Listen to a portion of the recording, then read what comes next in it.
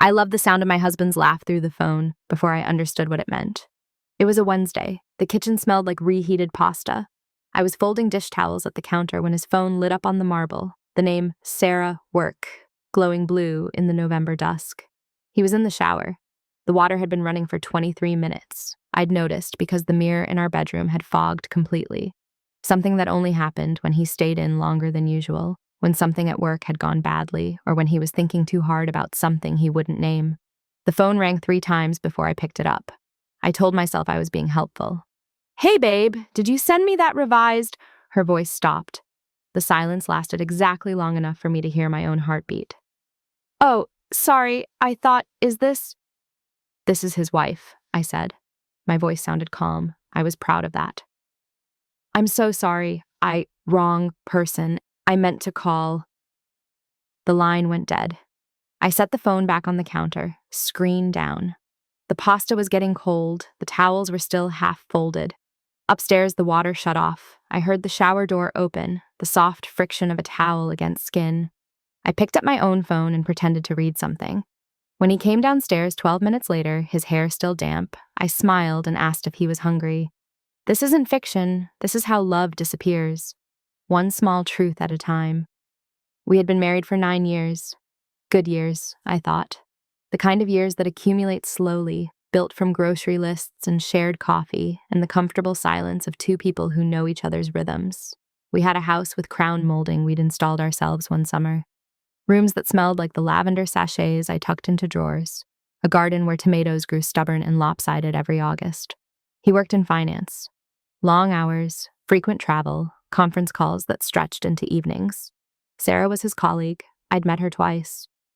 Once at a holiday party 3 years ago where she'd complimented my dress and talked about her Labrador. Once at a company barbecue last summer where she'd brought homemade coleslaw and spent most of the afternoon talking to other people. She had seemed nice, forgettable, the kind of person who blended into a crowd. I remembered now that my husband had mentioned her name more frequently over the past 6 months. Sarah thinks we should restructure the portfolio.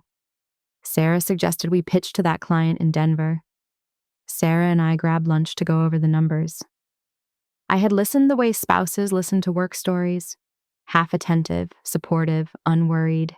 Work was work. We were us. That night, we ate pasta at the kitchen island. He scrolled through his phone between bites. I asked about his day. He said it was fine, busy, the usual. I asked if anything interesting happened. He said no. I watched his face for something, a tell, a flicker, proof that he knew his coworker had called him babe and his wife had answered. But he just finished his dinner, rinsed his plate, kissed the top of my head, and said he had emails to catch up on. I didn't mention the call. I told myself there was nothing to mention. But I started noticing things. The way he tilted his phone away when I walked past. The way he laughed differently at certain messages. Lighter, quicker, like he'd forgotten I was in the room. The way he started working late on Thursdays, always Thursdays. Coming home after 9 with takeout he said he'd grabbed on the way. The way he'd started buying a different aftershave, something sharper, more deliberate. The way he touched me less, not dramatically, not with cruelty, just with the slow erosion of habit, like a shoreline retreating an inch at a time. I wanted to be wrong. I built elaborate explanations. Work was stressful. He was tired. We were both tired. Marriage after 9 years wasn't supposed to feel electric anymore. It was supposed to feel steady, predictable, safe. I told myself that the knot in my stomach was paranoia, that I was inventing a story where none existed. Then I found the receipt. It was in the pocket of his jacket, the gray one he wore to the office. I was taking it to the dry cleaner. The paper was folded small and soft from being handled. 2 glasses of wine, 1 appetizer, a dessert, a restaurant downtown we'd never been to. The date was a Thursday. He came home that night with Thai food. I asked how his evening was. He said boring, just catching up on reports at the office. I nodded. I ate the pad Thai. I asked what he worked on. He said something vague about quarterly projections. I watched him the way you watch a stranger, alert, uncertain, trying to read a language I'd thought I understood. I didn't sleep that night. I lay beside him in the dark, listening to him breathe, wondering how long a person can live next to someone and not see them clearly, wondering when babe had stopped being a word that belonged to me. The next Thursday, I followed him. I'm not proud of this. I sat in my car 3 blocks from his office and waited. He left at 6:47 p.m. I watched him walk to his car, check his phone, smile at something on the screen. He drove toward downtown, and I followed far enough behind that he wouldn't notice. He parked near the restaurant from the receipt. He went inside. 11 minutes later, she arrived. I watched them through the window. They sat at a corner table. She reached across and touched his hand. He didn't pull away. They talked the way people talk when words are the least important thing happening. When the server brought their food, she fed him something from her fork, and he laughed, and the sound of it, even through glass, even across distance, was the same laugh I'd heard through the phone. I drove home. I showered. I made tea. I sat at the kitchen table and felt my life rearrange itself into something I didn't recognize.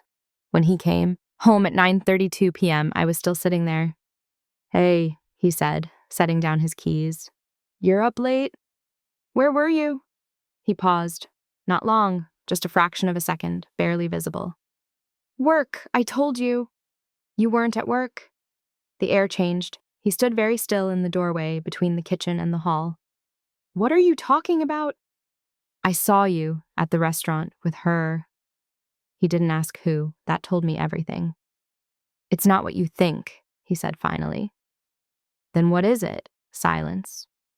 The refrigerator hummed. The clock on the wall ticked forward. Outside, a car passed, its headlights sweeping across the window and disappearing. "We're just friends," he said. "Friends don't call each other babe." His face changed. Understanding arrived slowly, then all at once. "You answered my phone." She called. "You were in the shower." You shouldn't have given her a reason to." He sat down across from me, ran his hands through his hair. When he looked up, his eyes were tired, and for a moment I saw someone I didn't know at all. "How long?" I asked. "It doesn't matter." "It does to me." 6 months, he said. Maybe 7. 7 months. I counted backward. July. We'd gone to the beach in July. He'd held my hand in the ocean. We'd eaten ice cream on the boardwalk. He'd told me he loved me while the sun set over the water. I had believed him. "Are you in love with her?" He didn't answer immediately. That was its own answer. "I don't know," he said finally. "Maybe, I don't know." The honesty was worse than a lie would have been. "Why?" I asked. It was the only question left. He looked at me for a long time. "You stopped seeing me," he said quietly. We stopped seeing each other. Everything became routine. I felt invisible. "So you found someone who made you visible." "It wasn't like that." "Then what was it like?" "It just happened. We worked late, we talked, she listened, and then one night..." He stopped. "I'm sorry. Sorry." The word hung in the air like smoke, dissipating into nothing. "Do you want to stay married?" I asked. "I don't know." The truth of that sentence was a weight that pressed against my chest. I stood up, walked to the sink, turned on the water just to have something to do with my hands. "I need you to leave," I said. "What?" "Tonight. I need you to leave tonight." He didn't argue. He went upstairs. I heard drawers opening, the closet door sliding, the sound of a suitcase being zipped. 23 minutes later, he came back down with a duffel bag and his work laptop. He stood in the doorway again, waiting for something. Permission, forgiveness, a reason to stay. I gave him nothing. "I'll call you tomorrow," he said. I didn't respond. The door closed. His car started. The sound faded down the street, and then the house was mine again, and also not mine at all. The days after felt like walking underwater. Everything moved slowly, sounded muffled, required effort I didn't have. I called in sick to work. I didn't answer calls from friends. I stayed in bed until afternoon, then forced myself up just to prove I could. I ate cereal standing at the sink. I watched television without processing any of it. I avoided the bedroom we'd shared and slept instead on the couch, wrapped in a blanket that didn't smell like him. His absence was louder than his presence had ever been. I noticed it everywhere. The missing toothbrush in the bathroom, the empty hook where his jacket used to hang, the second coffee mug I still pulled from the cabinet by habit before remembering I didn't need it. The house felt larger. Every sound echoed. He called. I didn't answer. He texted. I read them but didn't reply. He said he was staying with a friend. He said he was sorry. He said he wanted to talk. He said he missed me. The messages felt like obligations, things he thought he should say because the script demanded it. On the 8th day, I drove to a lawyer's office and asked about divorce. The lawyer was kind, efficient, unsurprised. She asked questions I answered mechanically. Duration of marriage, shared assets, children, no children. I signed papers that would begin the process of legally undoing 9 years. When I left, the sky was the particular gray of November afternoons, the color of something ending without ceremony. I told 3 people, my sister, who cried on the phone and offered to fly out, my best friend, who said she'd always suspected something but hadn't wanted to say, my mother, who was silent for a long time before asking if I was sure. Each conversation felt like translating a foreign language, trying to explain a grief that didn't have adequate words. The hardest part wasn't the betrayal, it was the rewriting. Every memory I had was now suspect. Every moment of happiness required re-examination. Had he been thinking of her when he kissed me good morning?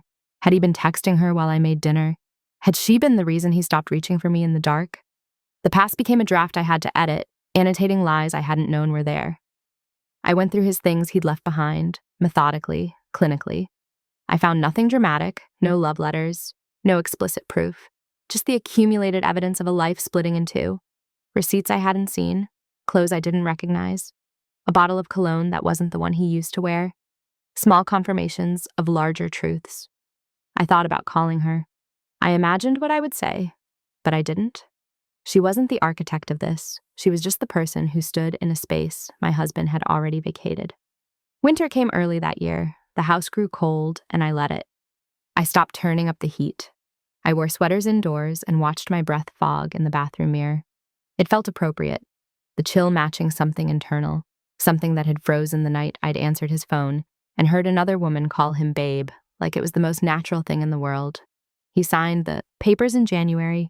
We split everything with the precision of people trying not to hurt each other any more than we already had. The house was sold by March. I moved into an apartment that overlooked a park where strangers walked dogs and children played on swings.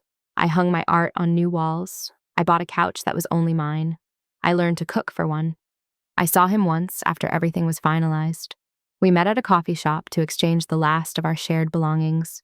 Books, kitchen gadgets, a photo album from our wedding we neither of us wanted but felt wrong to throw away. He looked thinner, his hair was longer. He asked how I was. I said fine. He said he was sorry again, and this time I believed he meant it, which somehow made it worse. Are you still seeing her? I asked. No, he said. That ended. I didn't ask why. I didn't care. It wasn't about her. It had never really been about her. I hope you find what you're looking for, I said, and I meant it. He nodded. We said goodbye. I walked to my car and drove home, and that was the last time we spoke. People asked if I was angry, if I hated him, if I wanted revenge. The truth was more complicated. I was sad, I was tired, I was relieved. I mourned not just the marriage, but the version of myself who had believed in its permanence.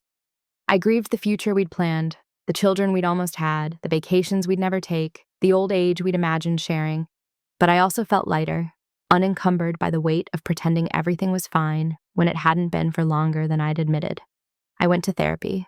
I learned words for things I'd felt but couldn't name. Betrayal trauma, cognitive dissonance, grief that coexists with relief. The therapist said healing isn't linear. Some days I believed her. Other days I woke up angry at my own forgiveness, at my inability to hate him the way I thought I should. I dated eventually, cautiously, men who were kind and patient and nothing like him. But I found myself doing the thing I'd hated, checking their phones, questioning their stories, building walls I pretended were boundaries. Trust, once broken, doesn't heal cleanly. It scars, and the scar tissue is tougher but less flexible. I was safer, but also harder. I wondered if that was growth or damage. Maybe it was both. Years passed. I built a life I recognized, work I cared about, friends who knew my story and loved me anyway. Sunday mornings spent reading in cafes, evenings that belonged entirely to me. I stopped flinching when someone's phone rang. I stopped checking social media to see if he'd gotten remarried.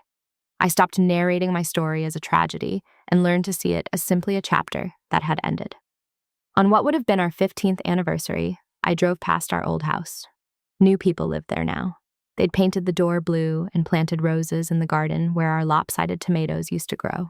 The crown molding we'd installed was probably still there, hidden behind walls, evidence of labor we'd completed together for a future we'd both abandoned. I didn't feel sad. I felt something quieter, recognition.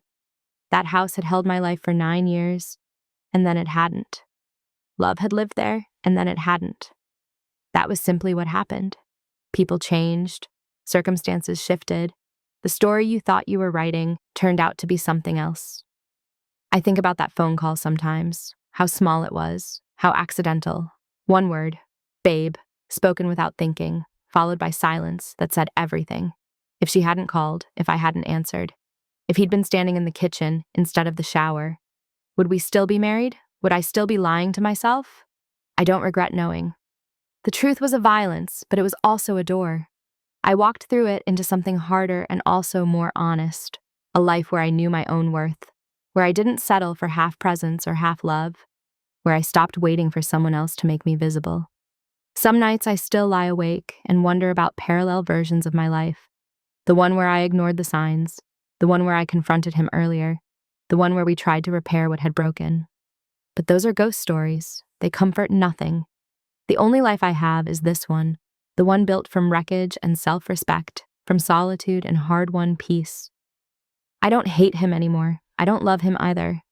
He's become what all ex-husbands eventually become, a person I used to know, a chapter I've read and closed, a lesson I learned the slow way. I hope he's happy. I hope he learned something. I hope he doesn't do to someone else what he did to me. Mostly, I hope for myself. The apartment is quiet now. My coffee sits cooling on the table. Outside, spring is turning into summer again. The trees thick with leaves, the air warm and forgiving. I've started leaving my windows open at night. I like the sound of the world continuing without me needing to control it. I'm okay. Not healed. Healing suggests an endpoint, a return to what was. But okay. I've learned to distinguish between loneliness and solitude. I've learned that love, when it's real, doesn't require you to ignore your instincts. I've learned that the hardest person to forgive is often yourself, for staying too long, for missing the signs, for believing in something that was already dying. I've learned that betrayal doesn't just break your heart, it breaks your narrative. And then, if you're lucky, you get to write a new one. This is mine, not perfect, not what I planned, but true. I heard the truth the moment she said, babe. Everything after was just learning to listen.